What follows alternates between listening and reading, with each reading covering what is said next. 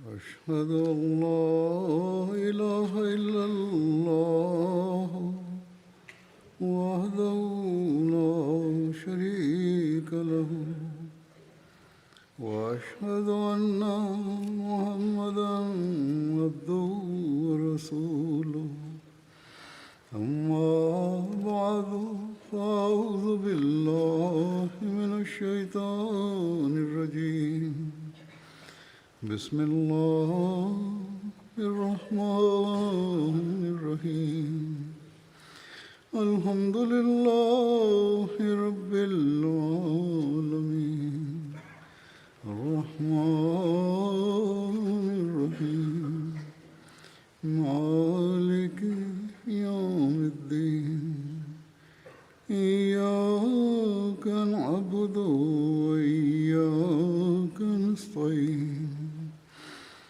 اهدنا الصراط المستقيم صراط الذين أنعمت عليهم غير المغضوب عليهم ولا الضالين.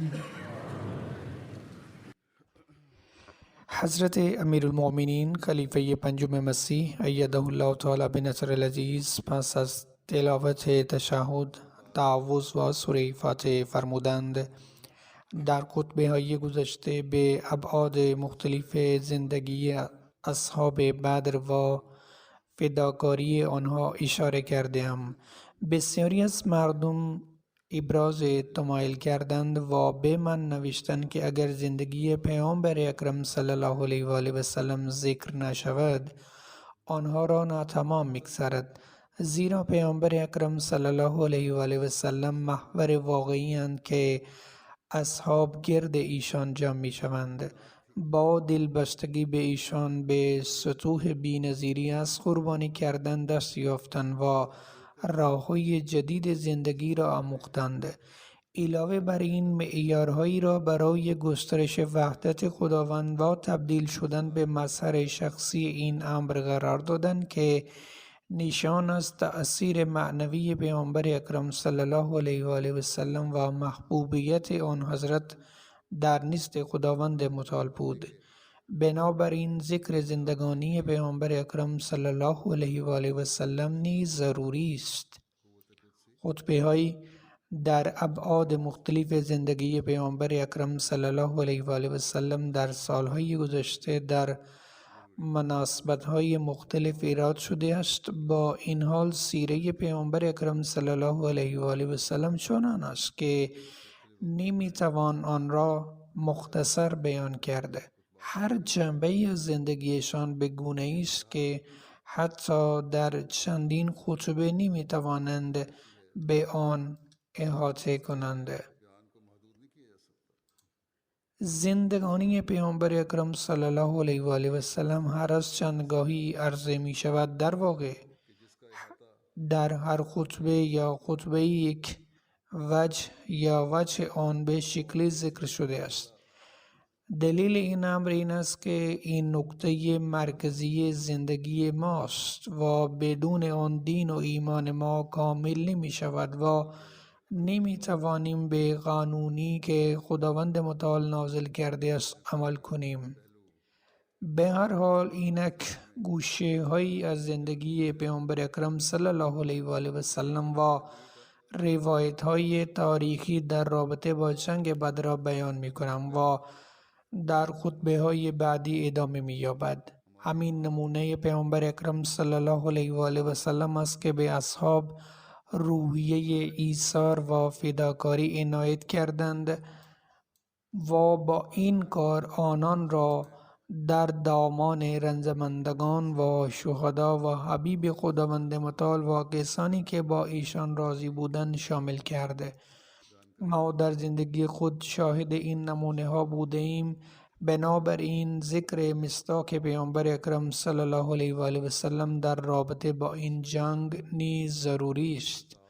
قبل از ذکر حوادث مربوط به جنگ، ذکر علل آن و چرای جنگ نیز ضروری است. بنابراین ابتدا به پشینه کوتاه اشاره می کنم. حتی در این زمینه زندگی پیامبر اکرم صلی الله علیه و آله و سلم و تعلیم زیبایی که ایشان آوردند آشکار می شود. حضرت میرزا بشیر احمد در سیرت خاتم النبیین صلی الله علیه و آله و سلم با ذکر علل جنگ بدر می نویسند: در سیره مکی یہ پیامبر اکرم صلی الله علیه و آله و سلم ظلم هایی که قریش بر مسلمانان روا داشتند و نقشه هایی که برای محو اسلام به کار می بردند دلیل کافی برای وقوع جنگ بین هر دو ملت در هر کشوری بود. زمان و در همه انواع شرایط تاریخ ثبت می کند که کافران مکه علاوه بر تمسخر بسیار خوار کننده و طعن و تهمت بسیار توهین آمیز مسلمانان را از پرستش خدای یگانه و اعلام یگانگی او به زور باز داشتند. آنها بسیار وحشیانه مورد ضرب و شتم قرار گرفتند و بی‌رحمانه مورد ضرب و شتم قرار گرفتند. ثروت آنها به طور غیر قانونی غصب شد. آنها را قطع رابطه کردند، آنها را بکشند و ویران کنند، در حالی که برخی بی‌رحمانه به شهادت رسیدند و زنانشان آبروریزی کردند. این امر به حدی بود که بسیاری از مسلمانان که از این ظلمها آشفته بودند مکه را ترک کردند و به حبشه مهاجرت کردند. اما قریش نیز آرام نگرفتند و هیئتی را به دربار سلطنتی نجاشی فرستادند تا این مهاجران به نحوی به مکه بازگردند و قریش در بازگرداندن آنها را از ایمان یا حذف آنها موفق شوند. سپس درهای بزرگی بر مولایی و رهبر مسلمین که از جانشان عزیزتر بود وارد شد و همه رنجها را متحمل شد.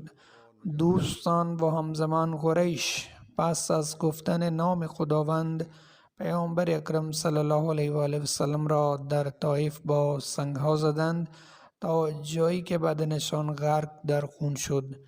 در نهایت با توافق همه نمایندگان قبایل مختلف قریش در مجلس ملی مکه تصمیم گرفته شد که محمد صلی الله علیه و آله و سلم رسول خدا ترور شود تا همه آثار اسلام از بین برود و توحید الهی ممکن است به پایان برسد.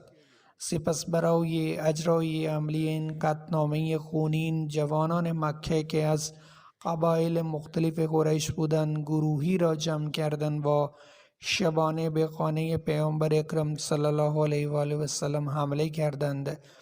اما خداوند پیامبر اکرم صلی الله علیه و آله و سلم را حفظ کرد و ایشان مخفیانه از خانه خود خارج شدند و به غار ثور پناه بردند. آیا آن زمان این ظلمها و قطعنامه‌های خونین معادل اعلام جنگ توسط قریش نبود؟ آیا در پس این حوادث یک فرد عاقلی میتواند ادعا کند که قریش مکه با اسلام و مسلمانان در جنگ نبودند؟ آیا این ظلمهای قریش نمیتواند زمینه کافی برای جنگ دفاعی مسلمانان شود؟ آیا در چنین شرایطی هیچ ملت شریفی که خود را به خودکشی نداده است می تواند از پذیرش آخرین پیشنهاد که قریش به مسلمانان داده‌اند عقب نشینی کند؟ مسلماً اگر امت دیگری به جای مسلمانان بود خیلی زودتر وارد میدان نبرد با قریش می شدند. اما مسلمانان از جانب رهبرشان به صبر و گذشت دستور داده شده بودند. بدین ترتیب نوشته شده است که وقتی آزار و اذیت قریش شدت گرفت عبدالرحمن بن عوف و سایر صحابه خود را به حضور پیامبر اکرم صلی الله علیه و آله و سلم رساندند و برای جنگ با قریش اجازه گرفتند.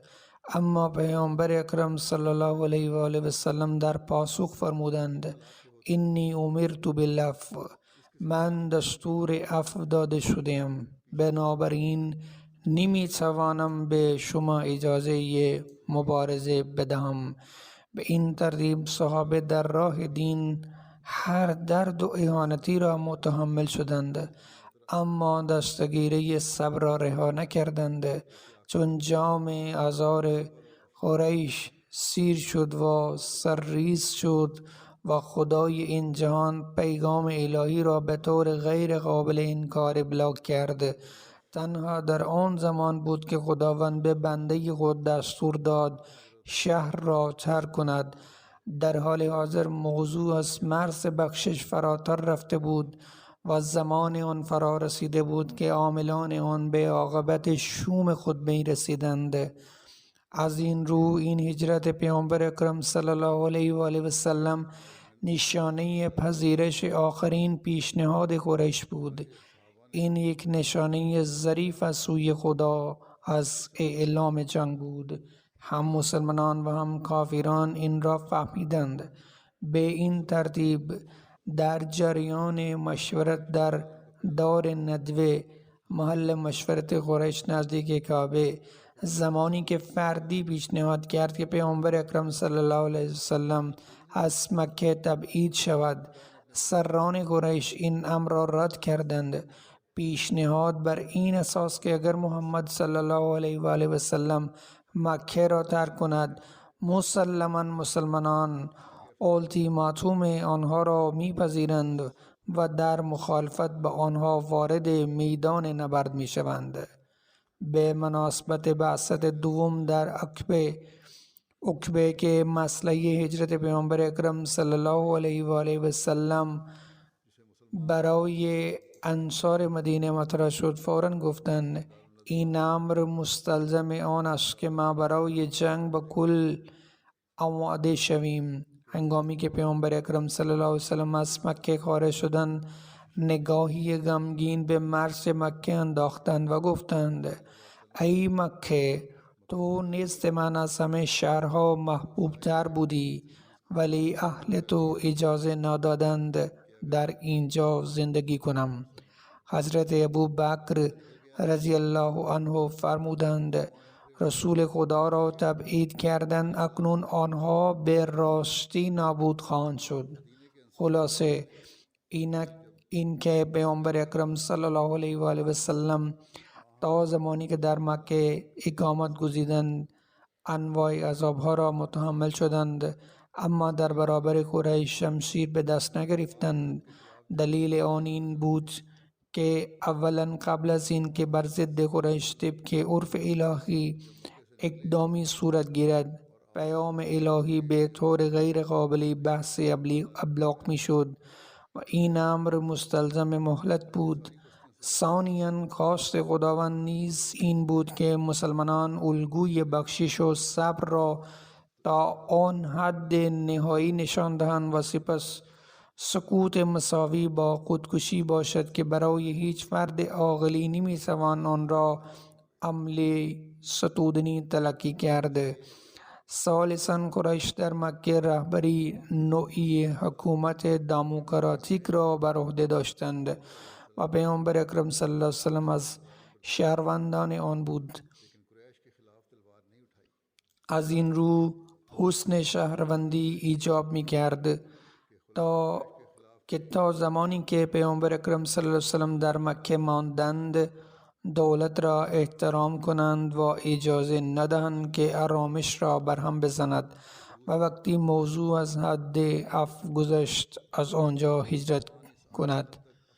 رابعاً همچنین لازم بود که زمانی قومشان به سبب اعمالشان نزد خداوند مستحق عذاب نشوند و وقت نابودی آنها نرسد.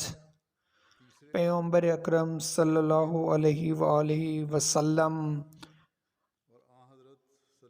در میان آنان زندگی کنند و زمانی میرسد از آنجا مهاجرت می کنند.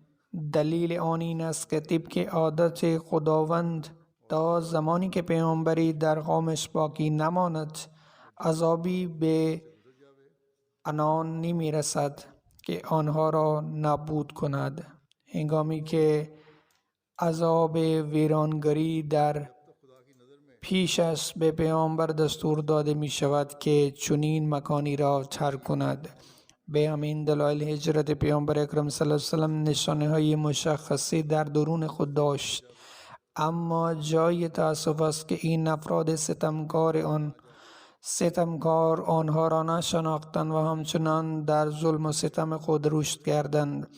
زیرا اگر قریش اکنون نیز پرهیز کرده و از اجبار در دین خود داری کرده و مسلمانان را در صلح و صفا قرار داده‌اند، خداوند مهربانترین مهربانان است و رسول او نیز رحمت للعالمین.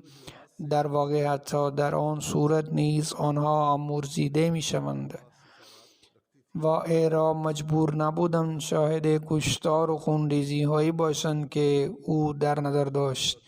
به هر حال قرار بود نوشته های حکم الهی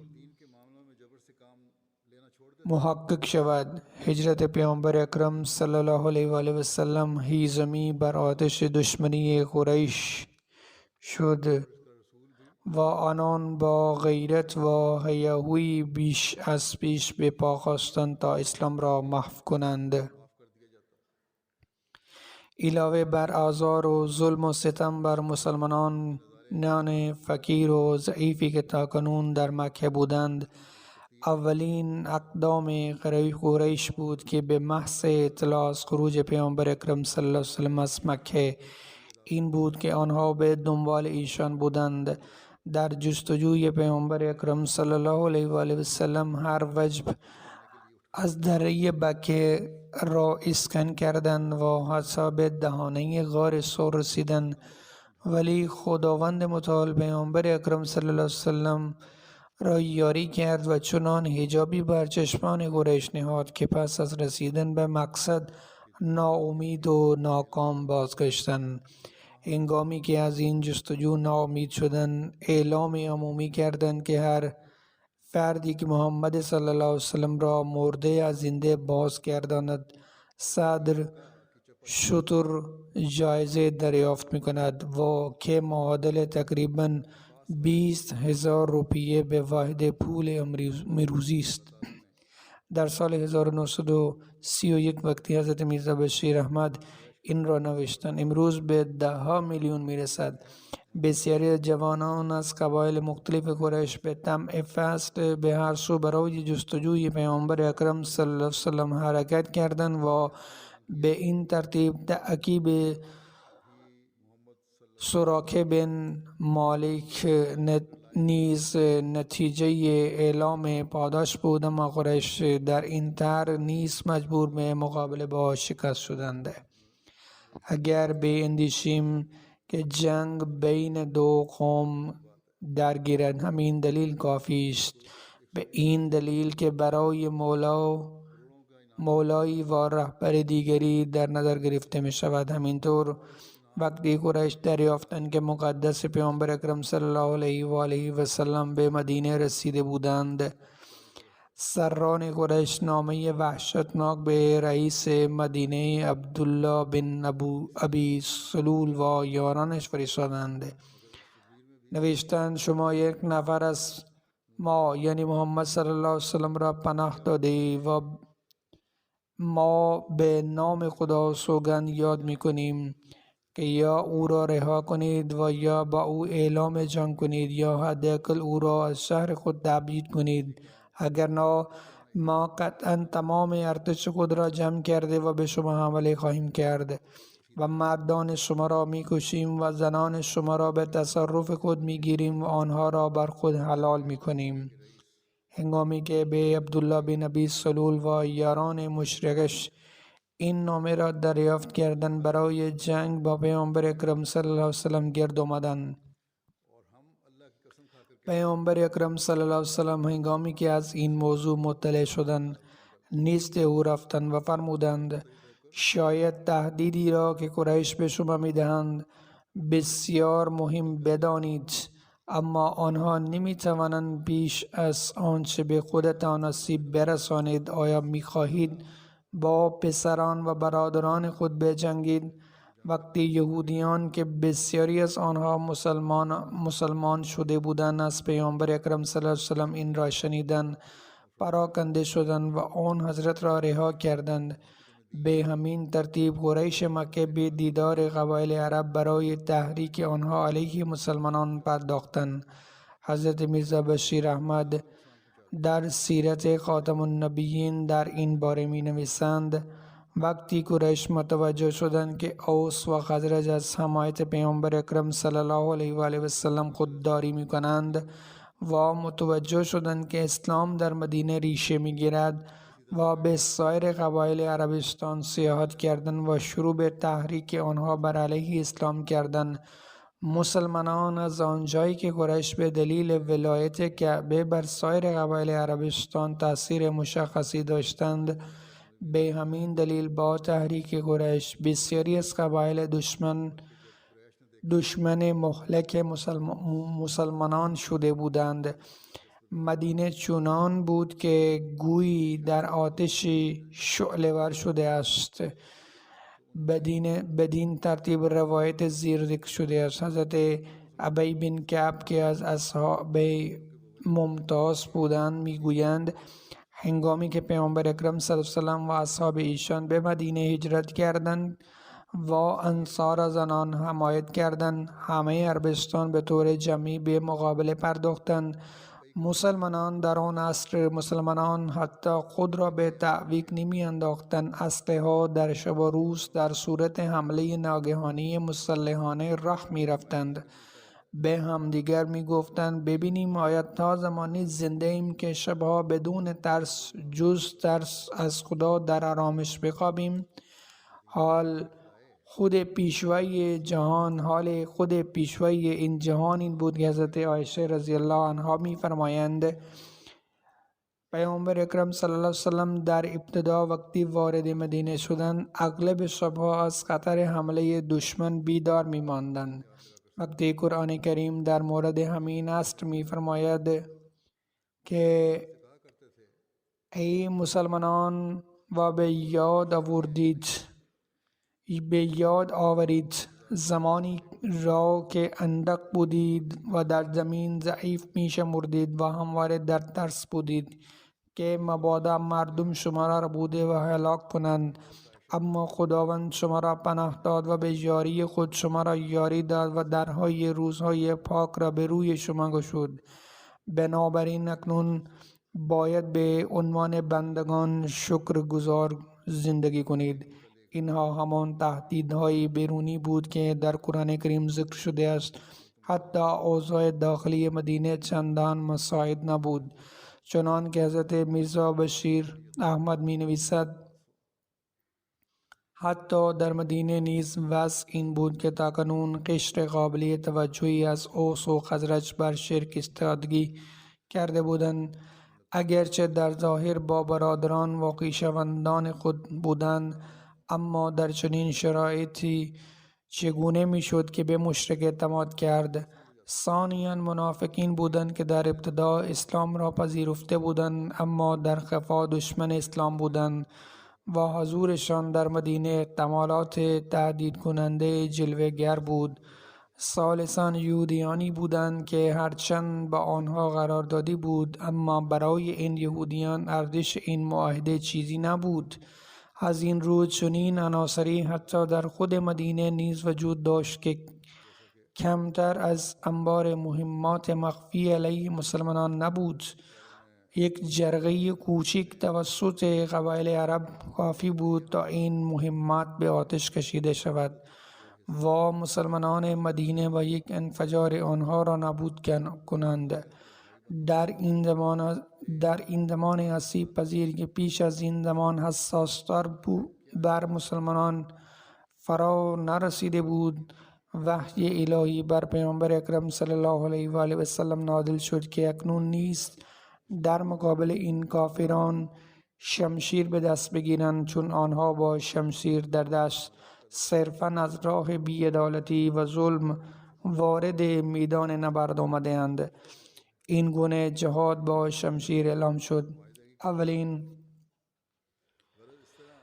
اولین آیه قرآن در مورد جهاد با شمشیر در 12 صفر سال دوم هجری قمری یا 15 اوت 623 هجری قمری بر پیامبر اکرم صلی الله علیه وسلم نازل شد که مدتی تقریباً 1 ساله از آمدن پیامبر اکرم صلی الله علیه و وسلم به مدینه گذشته بود. تاریخ این آیه مطابق تحقیقات حضرت میرزا بشیر احمد است، زیرا در رابطه با این آیه ثبت شده است که قسمتی از آن در مکه نازل شد و قسمتی دیگر در مدینه نازل شده است. به هر حال روایات در مورد نزول این آیه متفاوت است. همچنین نقل شده است که این آیه در هنگام هجرت نازل شد، زیرا اندکی پس از ورود به مدینه بود که پیامبر اکرم صلی الله علیه و آله و سلم دستور دادند تا کاروانهای قریش را در اطراف مدینه متوقف کنند و گروه‌های مسلح را برای دفاع‌های مختلف اعزام کنند. به هر حال این آیه چه در ابتدای هجرت نازل شده باشد و چه شاید 1 سال بعد، اولین باری بود که اجازه پاسخگویی به مبارزان دین داده شد. حضرت پیامبر اکرم صلی الله علیه و آله و سلم از حکومتی که قبلا تابع آن بودند بیرون آمده بودند. همانطور که گفته شد، در حالی که تابع حکومت بودند هیچ جنگی نمیتوانست به راه انداخت و حکومت خودشان قبلا تأسیس شده بود. این آیه بلکه 2 آیه از سوره حج که خداوند متعال در آن اذن فرموده به شرح زیر است. به کسانی از مؤمنان که مشرکان با آنان کارزار کرده‌اند رخصت جهاد داده شده است، چرا که ستم دیده‌اند و خداوند بر یاری دادن آن تواناست. همان کسانی که از خانه و کاشانه‌شان به ناحق رانده شده‌اند و جز این نبوده که گفته‌اند خداوند پروردگار ماست، و اگر خداوند بعضی از مردم را به دست بعضی دیگر دفن می‌کرد، هم صومعه‌های راهبان و هم معابد مسیحیان و هم عبادتگاه‌های یهودیان و هم مساجد مسلمانان که نام خداوند در آنها بسیار یاد می‌شد ویران می‌گردید. و خداوند هر کس را که دینش را یاری کند یاری می‌دهد که خداوند توانای پیروزمند است. یعنی در اینجا از همه ادیان محافظت شده است، همانطور که نام همه عبادتگاه‌ها ذکر شده است. پیامبر اکرم صلی الله علیه و آله و سلم پس از تشکیل جهاد در ابتدا 4 راهکار را برای حفظ مسلمانان از اسیب کافران به کار گرفتند. در این زمینه حضرت میرزا بشیر احمد این 4 راهبرد را ذکر کرده است، چنانکه می‌فرماید: اولا پیامبر اکرم صلی الله علیه و سلم سفر به قبایل مجاور را آغاز کردند و با آنان پیمان صلح برقرار کردند تا اطراف مدینه از خطر خارج شود. پیامبر اکرم صلی الله علیه و سلم در این زمینه توجه ویژه‌ای به قبایلی داشتند که در نزدیکی راه تجارت سوریه قریش قرار داشتند، چنانکه هر فردی ممکن است جمع شود. مخصوصاً این قبایل بودند که قریش مکه بیشترین سود را علیه مسلمانان از آنها می برد و دشمنی آنها می توانست تهدیدهای شدیدی را برای مسلمانان به دنبال داشته باشد. ثانیاً پیامبر اکرم صلی الله علیه و آله و سلم شروع به اعزام گروه‌های کوچک برای به دست آوردن اطلاعات به جهات مختلف از مدینه کردند تا بتوانند از تحریکات قریش و یاران آنها مطلع شوند و قریش نیز فهمیدند که مسلمانان غافل نیستند تا بدین ترتیب مدینه از خطر حملات ناگهانی مصون بماند. ثالثاً حکمت دیگر در اعزام این احزاب این بود که مسلمانان ضعیف و فقیر مکه و نواحی اطراف آن فرصت پیدا کنند تا به مسلمانان مدینه بپیوندند تا پیش از این در منطقه مکه مردم زیادی بودند که در دل مسلمانان بودند، اما به دلیل ظلم و ستم قریش نتوانستند علنا اعتقاد خود را به اسلام اعلام کنند. همچنین به دلیل فقر و ضعف نتوانستند هجرت کنند، زیرا قریش به زور این گونه افراد را از مهاجرت باز می داشتند. چهارم، راهبرد چهارم پیامبر اکرم صلی الله علیه وسلم این بود که کاروانهای تجاری قریش را که از مکه به شام می رفتند و از مدینه می گذشتند راهگیری کرد. دلیلش این است که اولا این کاروانها به هر کجا که مسلمانان می رفتند آتش دشمنی بر می افروختند. بدیهی است که کشتن بذر دشمنی در اطراف مدینه برای مسلمانان بسیار خطرناک بود. ثانیاً این کاروانها همیشه مسلح بودند و همه می توانند قدردان باشند که عبور چنین کاروانهایی به این نزدیکی مدینه خالی از خطر نبود. ثالثاً معیشت قریش در درجه اول به تجارت بستگی داشت. بنابراین در این شرایط قطعی ترین و مؤثرترین وسیله‌ای که میتوان به وسیله آن قریش را تحت سلطه خود در آورد به ظلم‌های آنان پایان داد و آنان را به آشتی واداشت. مسدود کردن راه تجارت آنان بود. از این رو تاریخ گواه بر این واقعیت است که در میان عواملی که در نهایت قریش را وادار به گرایش به مصالحه کرد، راهگیری این کاروانهای تجاری نقشی بسیار محوری داشت. از این رو این یک استراتژی بسیار خردمندانه بود که در زمان مناسب ثمره موفقیت را به همراه داشت. رابعاً در آمد این کاروانهای قریش بیشتر در راه حذف اسلام صرف می شد، بلکه برخی از کاروانها فقط به این منظور فرستاده می شدند که تمام سود آنها علیه مسلمانان مصرف شود. تجارتی که در مخالف با اسلام صورت گرفت برای جنگ با مسلمانان بود. در این صورت هر فردی می تواند بفهمد که راهگیری این کاروانها در نوع خود یک انگیزه کاملا مشروع بوده است. این سلسله انشاءالله در آینده نیز ادامه خواهد داشت. الان می خواهم از چند تن از اعضای متوفا که نماز میتشان اقامه می شود ذکر کنم. یکی از تشییع جنازه که اینجا حاضر است جنازه خواجه منیر احمد محترم است و باقی به صورت غیابی خواهند بود. نه خواجه منیر احمد بلکه خواجه منیرالدین قمر. خواجه منیرالدین قمر در اینجا در انگلستان زندگی می کرد.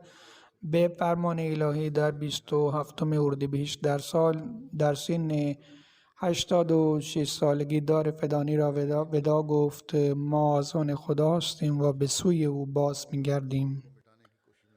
او نوه مادری حضرت مینیان خیرالدین سقوانی از صحابی حضرت مسیح موعود علیه السلام بود. حضرت مسیح موعود علیه السلام نیز در سنین کودکی پدرش مولانا قمرالدین را دیدند.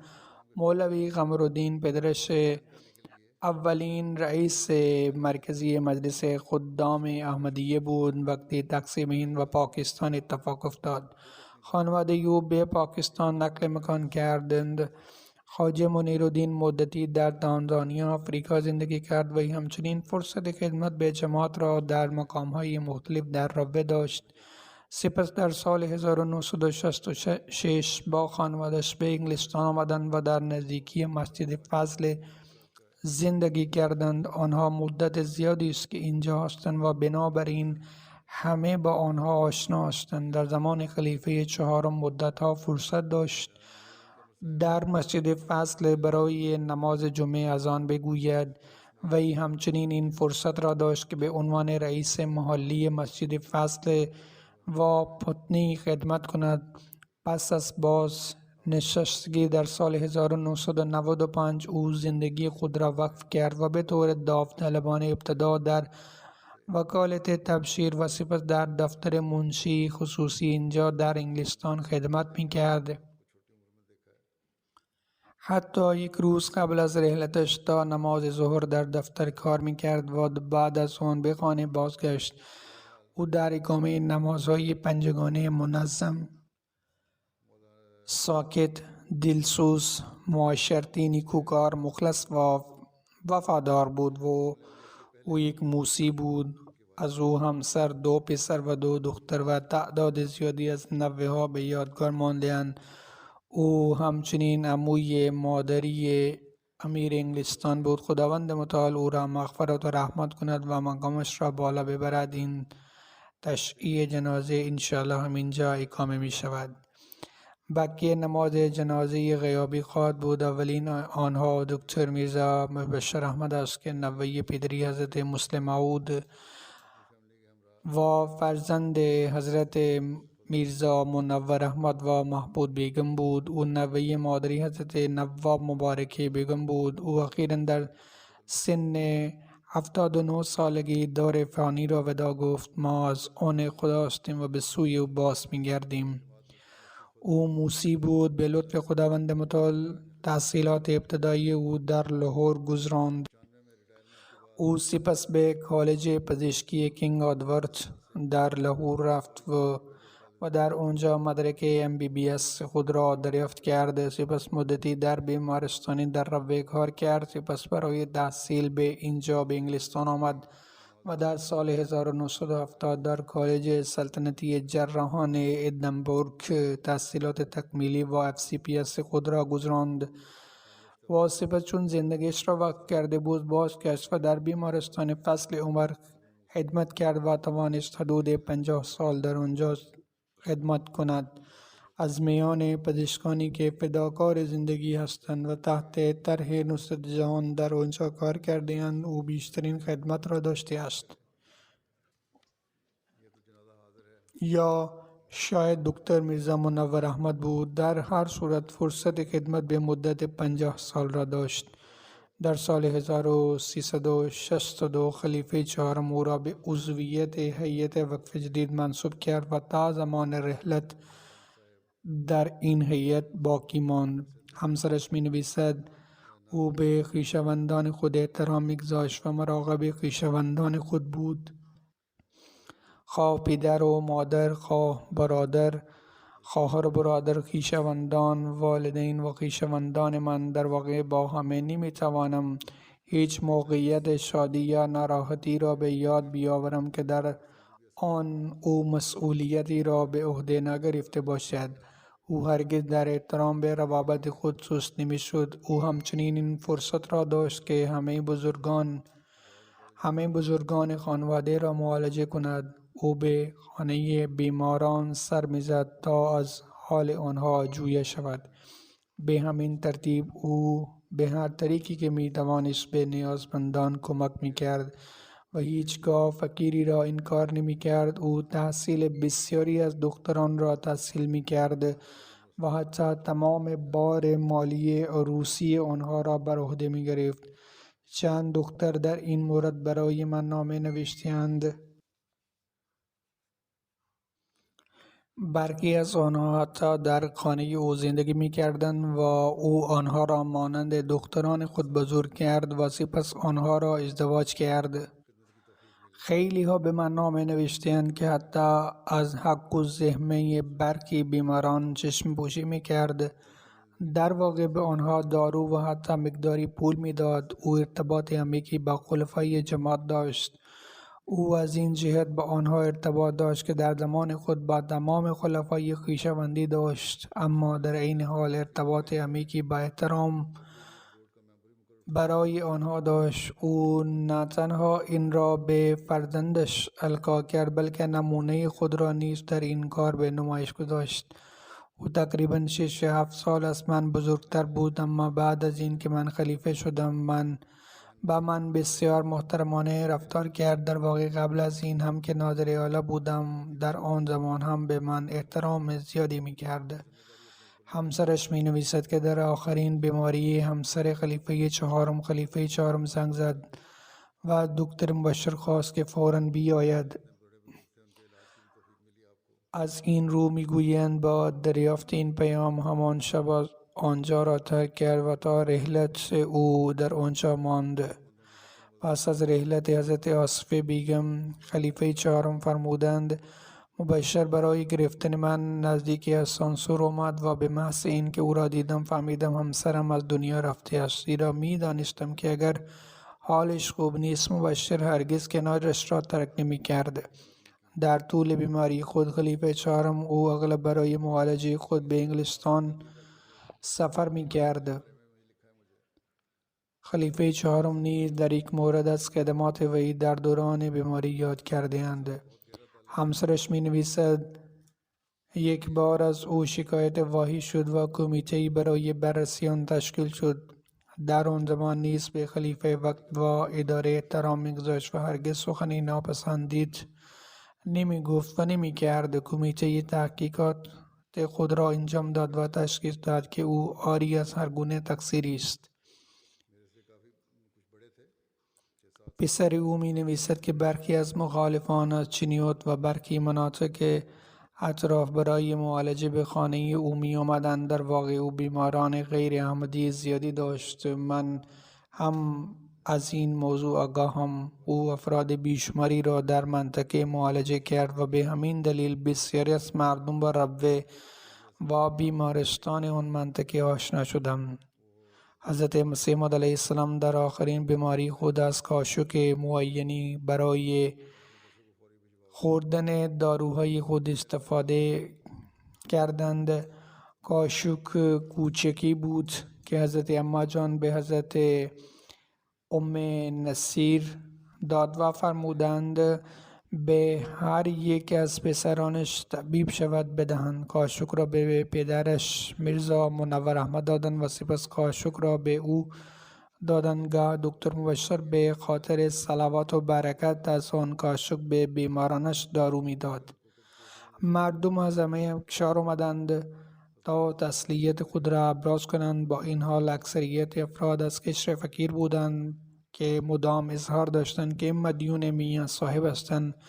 برخی از آنها کسانی بودند که او با آنها رفتار خوبی کرده بود و برخی دیگر را به گونه‌ای دیگر مراقبت کرده بود. کشاورزان زیادی بودند که زنان یا خواهران خود را برای معالجه نزد او آوردند و آن کشاورزان آمدند و بیان کردند که چگونه از آنها مراقبت کرده است. همه حتی غیر احمدی ها آمدند و گریه کردند و گفتند که پدری را از دست داده‌اند. بسیاری از کارکنان بیمارستان ما به من نامه نوشتند و گفتند که بیمارستان آنها اکنون یتیم شده است و ابراز تأسف عمیق کردند. با این وجود او رابطه خود را با همه حفظ کرد و از فقرا مراقبت کرد. پیامبر اکرم صلی الله علیه و آله و سلم فرمودند که اگر در تشییع جنازه از انسان ستایش شود بهشت برای او حتمی است. خداوند متعال این سخنان را به نفع او نیز محقق سازد.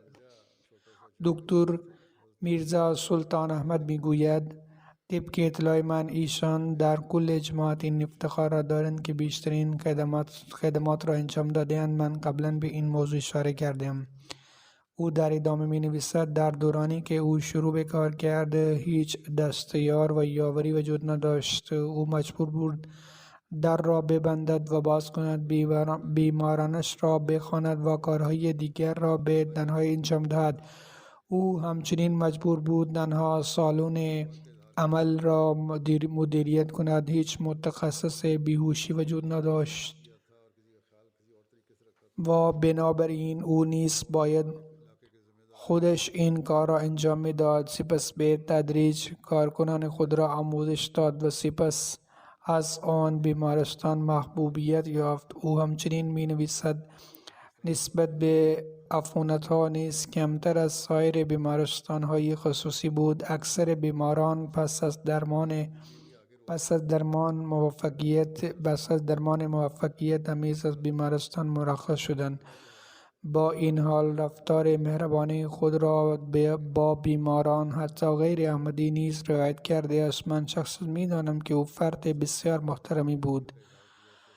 دکتر منیر مبشر در یک بیمارستان دولتی کار می‌کند. او می‌نویسد من شاهد خدمات طولانی و گسترده‌ای بودم که دکتر محترم نه فقط برای ساکنان ربوه بلکه در تمام مناطق اطراف ارائه کرده است. او در ادامه میگوید من کاملا در حومه ربوه کار کرده‌ام. او در بیمارستان‌های کوچک مختلف در ربوه مستقر شده است. بسیاری از مردم تقریبا از تمام روستاهای اطراف از بیمارستان او بودند. به همین دلیل همانطور که عرض کردم بسیاری از غیر احمدی ها آمدند تا در گذشته وی را تسلیت گفتند. دکتر نوری می نویسد که مرد مسن که به تنهایی در ربوه زندگی می کرد عکس دکتر مبشر را در اتاقش آویزان کرده بود. دکتر نوری به ملاقات این مرد مسن رفت. بیمار با ستایش و تحسین فراوان برای دکتر مبشر صحبت کرد و گفت که او اغلب برای جویا شدن از سلامت و تندرستی وی به وی مراجعه می کند. خداوند او را حفظ کند. این حادثه در زمانی که او زنده بود اتفاق افتاد. نامه‌های زیادی در مورد خصوصیات و خدمات و احساسات بیماران او وجود دارند که نمیتوانم همه آنها را ذکر کنم. همانطور که قبل اشاره کردم او پیوند وفاداری فوق‌العاده‌ای نیست با خلافت داشت. خداوند متعال او را مورد رحمت و مغفرت بی‌پایان قرار دهد و در میان عزیزانش جایگاهی عطا فرماید. نماز میت سوم غیبت است. نماز میت دوم سید عبدالباسط همسر سید محمود احمد از اسلام آباد است.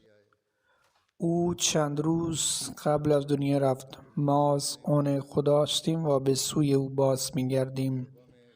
او نوه دکتر سید عبدالستار شاه و دکتر سید عبدالرزاق شاه بود. او خواهرزاده حضرت ام طاهر نیز بود. پدرش عبدالرزاق شاه در سال 1945 با اولین زن احمدی ایرلندی حنیفه شاه که نامش کاترین اوبراین بود ازدواج کرد. این ازدواج در نیروبی کنیا انجام شد. مادرش سپس به پاکستان آمد در حالی که پدرش شاه صاحب در سند مأموریت داشت. در آنجا با وجود اینکه اهل ایرلند بود فداکاری‌های بزرگ ارائه کرد. او 10 کده‌ای کوچک زندگی می‌کرد در حالی که قربانی‌های بزرگی می‌کرد. فرزندان او نیز فداکاری‌های بزرگی کردند که از جمله آنها می‌توان به امةالباسط اشاره کرد.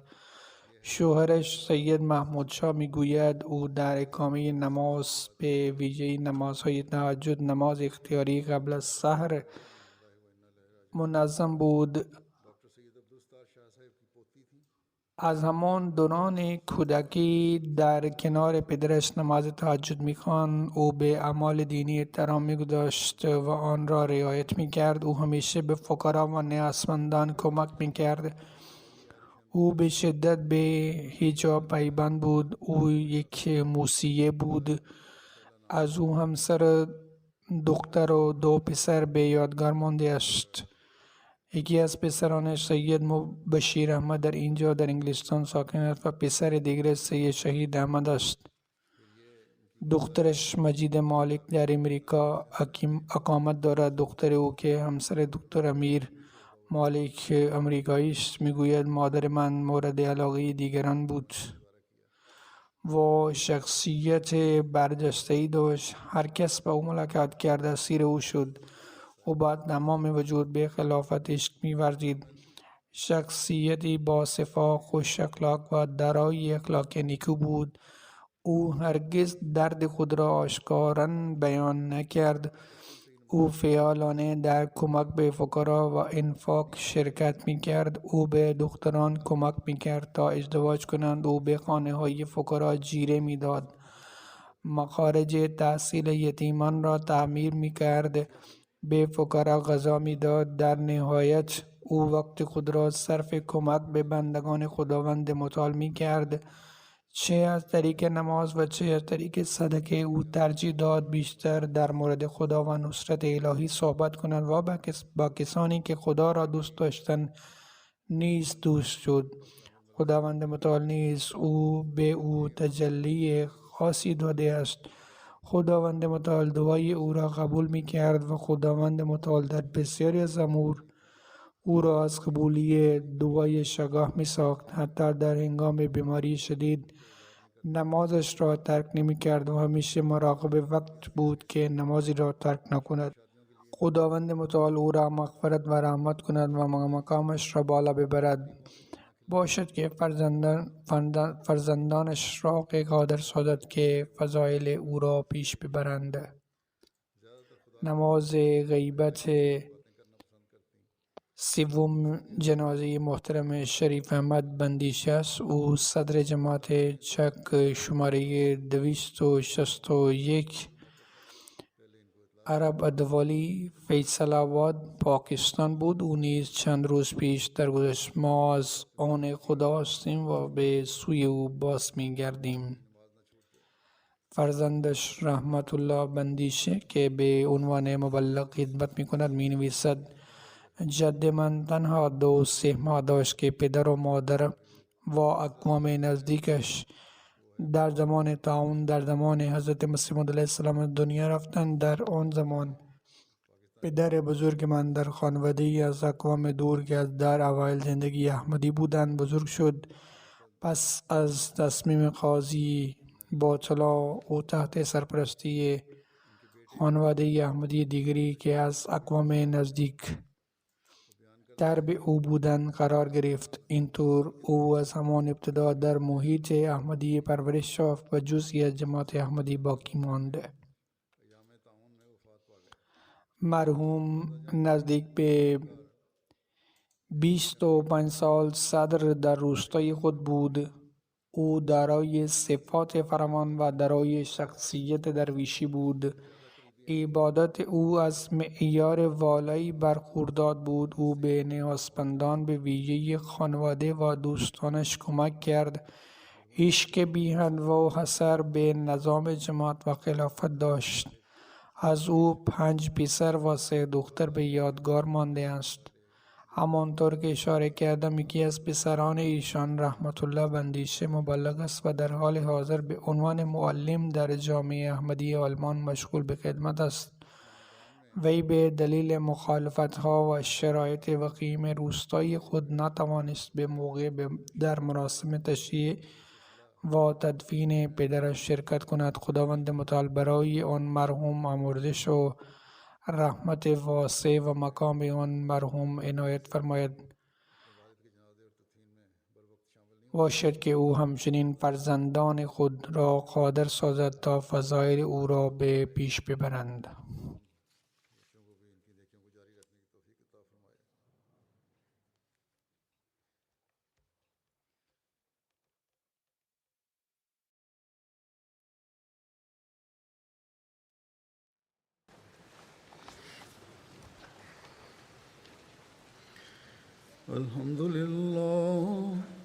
الحمد لله نحمده ونستعينه ونستغفره ونؤمن به ونتوكل عليه ونعوذ بالله من شرور أنفسنا ومن سيئات أعمالنا.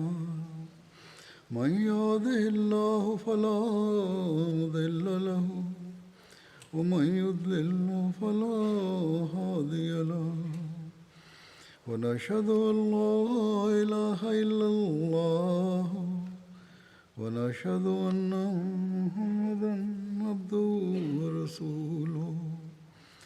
عباد الله رحمكم الله إن الله يأمر بالعدل والإحسان وإيتاء ذي القربى وينهى عن الفحشاء والمنكر والبغي يعظكم لعلكم تذكرون. اذكروا الله يذكركم وادعوه يستجب لكم ولذكر الله أكبر.